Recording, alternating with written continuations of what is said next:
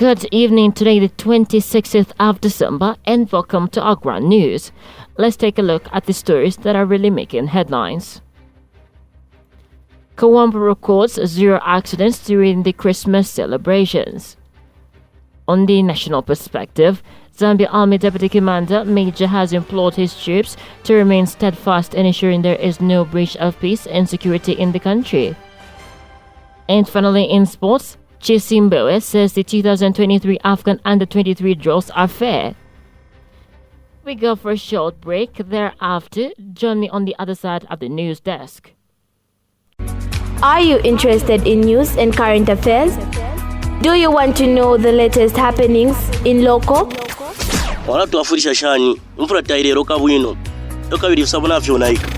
council has only recategorized some traders to their actual type of business. National. Some of them are actually being called. The banks are good enough to be calling them to say, come and get your money. International and sports news. Lukwanga FM, your information hub, has you covered for latest updates. Join us from Monday to Saturday with the morning news bulletin in English at 08 hours and the translate version in Bemba at 10 hours. Our news summary in English will come to you at 13 hours, while the Bemba one will come at 15 hours.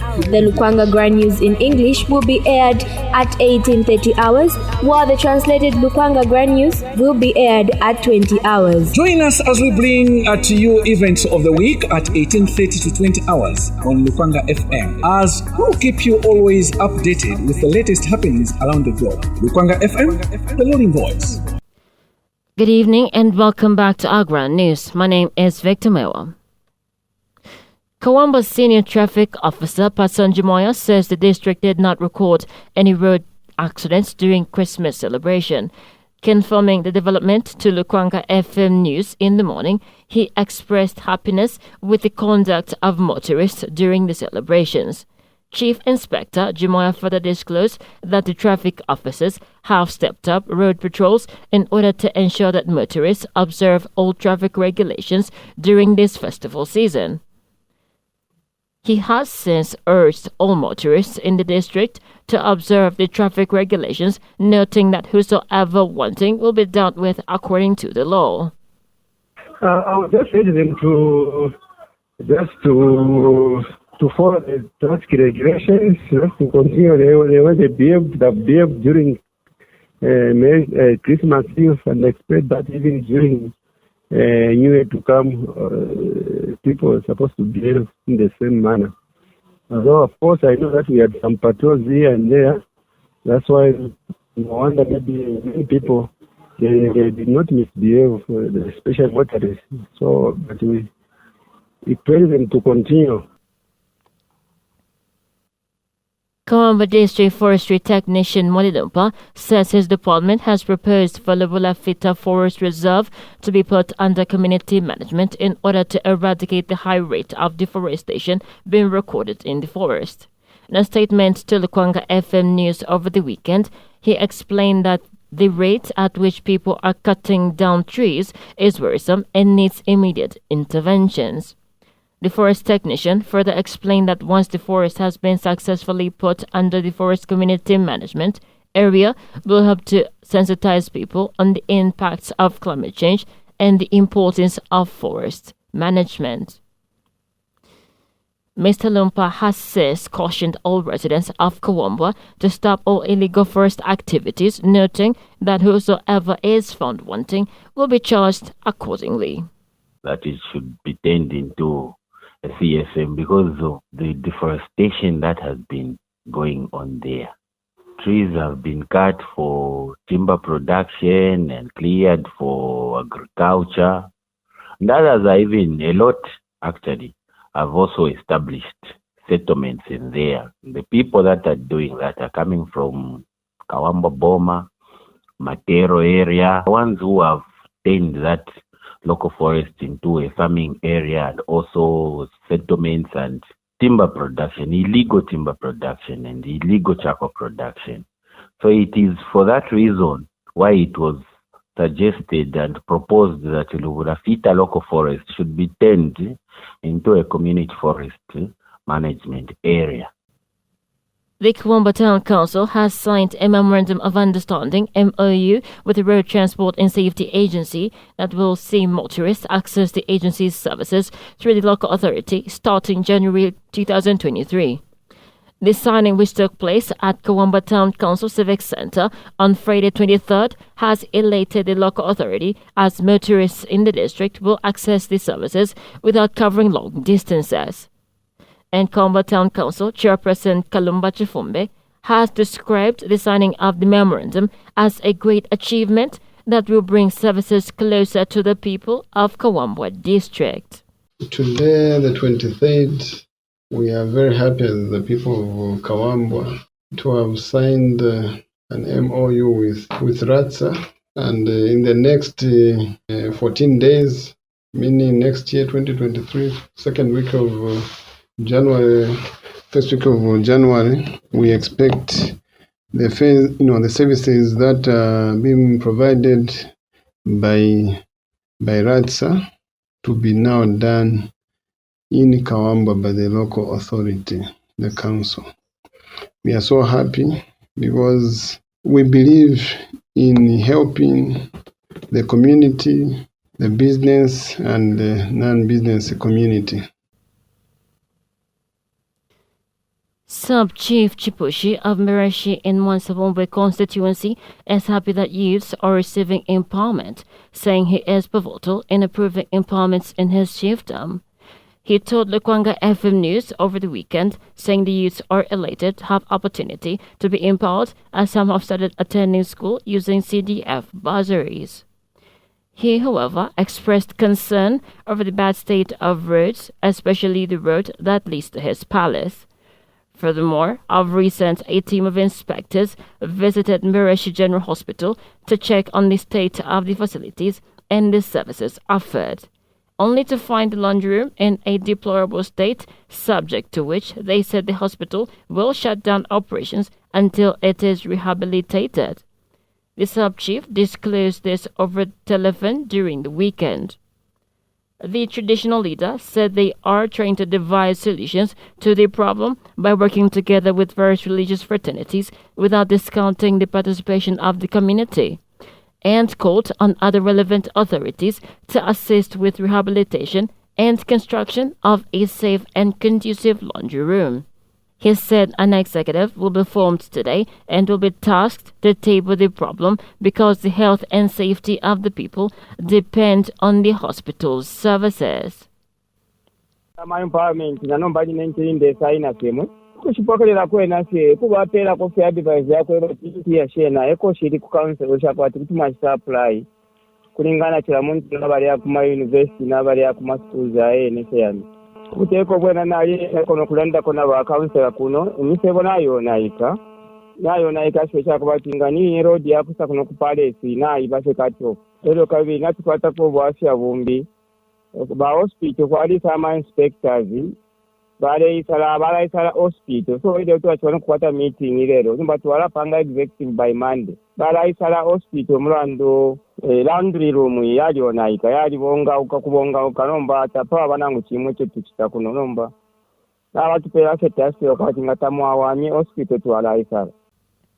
On the national scene, Zambia Army Deputy Commander Major General Geoffrey Zille has implored his troops to remain steadfast in ensuring that there is no breach of peace and security in the country. General Zille said this is because the military is the most strategic instrument of national power and the only institution gazetted to manage peace and security. The Deputy Army Commander has further paid growing tribute to President Hakainde Hichilema, who is also the Commander-in-Chief of all Defense and Security Forces, for his encouragement to military establishments in the country. General Zille said the President's encouragement has boosted their morale during operations, hence them reporting timely when called upon in times of national disasters. General Zille further said some troops have continued to diligently serve the nation in international obligations to preserve global peace and security by participating in the United Nations peace support operations in various countries. Meanwhile, General Zille has warned his troops against involving themselves in acts of gender-based violence. He said officers must be disciplined and lead by example as opposed to engaging themselves in activities that undermine military values. The annual ball was held under the theme Promoting Peace and Security to Spur Growth and National Development. In other stories, Leader of the opposition in Parliament, Brian Mundawile, says President Hakainde Hichilema's announcement that government saved $150 million in this year's for Farmer Input Support Program, FISP, is meant to hoodwink Zambians from questioning the failures of his administration and to attract praise. Mr. Mundawile, who is Patriotic Front PF presidential candidate, said the figures do not add up because the number of FISP beneficiaries remained the same, while the quantum of support to a single beneficiary was also not increased. He expressed concern that government was preoccupied with procurement procedures of farming inputs without thinking of the people of Zambia, who are its number one client. He said this is what happens when a government is focused on running business at the expense of the poor Zambians. He also said it was projected that the country would record low crop yields next year because government had mishandled the distribution of farming inputs. He also observed that government was now avoiding to use the services of the Auditor General's Office, which is mandated to audit public institutions in preference of friendly private auditing firms. He said from the evidence so far collected, these private auditing firms have been predetermined outcomes to paint the previous government as corrupt and the current government as white or as angels. We are dealing with a government that is not in the habit of telling the truth. We really have to check the numbers of that saving. Because off the cuff, if I were to do some quick numbers, I know that the price of fertilizers has moved from, say, 450 kwacha, 500 kwacha per bag to 1,000 or slightly more. I'm also aware that the quantum of support per individual farmer remained the same. I'm also aware that the number of beneficiaries that are receiving assistance from government is still the same. So where did that saving come from is the question. You remember that we are dealing with a government that is in a hurry to secure screaming headlines in the newspapers, to be praised. But when you get to the real detail, $150 million, where was that saving? We go for a short commercial break. Thereafter, do journey with the news on the international scene, where at least 15 people have been killed after an explosion of a fuel tanker that was parked underneath the bridge. Well, join me with the details.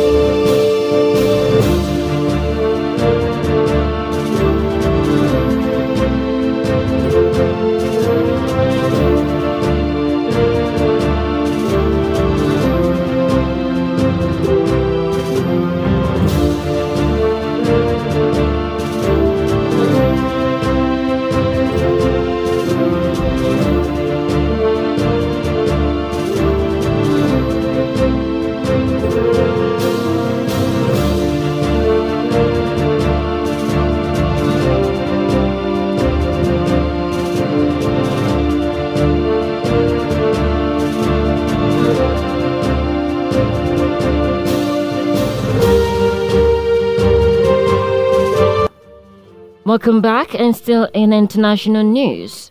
At least 15 people have been killed and about 40 injured by a huge fuel tanker explosion near a hospital east of Johannesburg.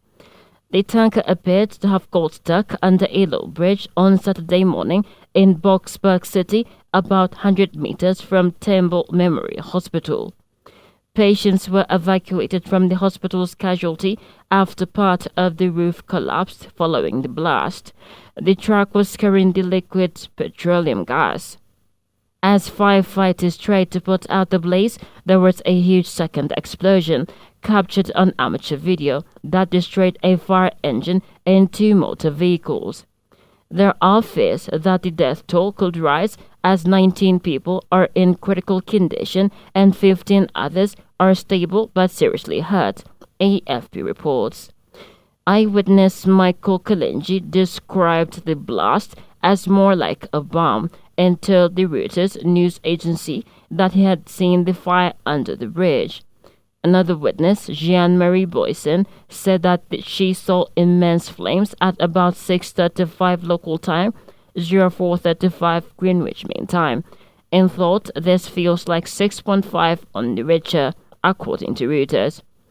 Footage apparently taken in the immediate aftermath of the blast shows a number of dazed and burned people stumbling around a residential area near the epicenter. Patricia has more in the following report from SABC News in South Africa. Well, some of the latest developments is that emergency service still have their hands full, of course, on the ground. You would understand the magnitude of the devastation that is taking place here, and rightfully so. The driver of that particular truck is alive. We cannot confirm exactly where he is right now. Yes, we do understand that he did get medical attention this morning, but whether he is still in hospital or whether he's released, that information has not come out yet. What we do know is that he is not severely injured.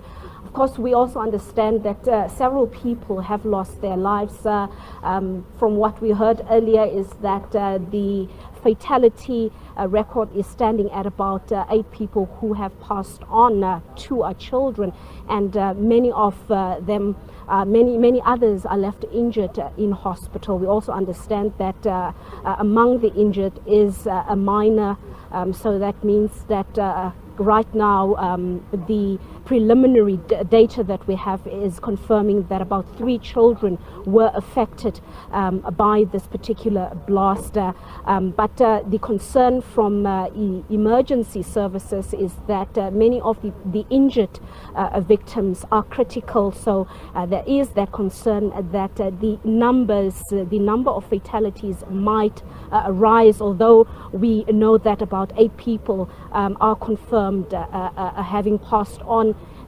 As the day progresses, we might hear a different number. It might be much higher. But I'm now joined by Mr. Martin Potgieter. He is part of the emergency services. He is the chaplain there. So he is the man that has been hands-on. He has seen the devastation firsthand, and he'll just bring us up to speed. What is the latest from what you have seen inside? A sad development coming in from South Africa.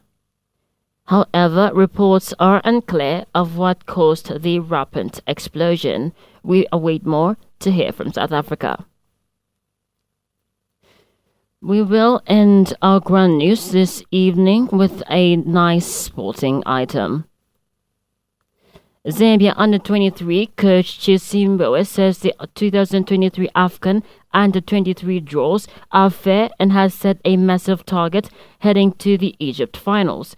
Chisi's team is in Group C, who will be based in Alexandria, where they will battle Gambia, Benin, and Tunisia at the tournament Egypt is hosting from February 18 to March 11.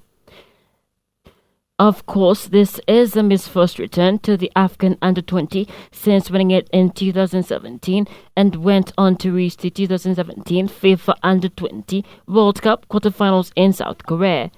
Zambia qualified to the 2023 AFCON Under-20 after winning the 2022 COSAFA Under-20 Cup held in Eswatini last October.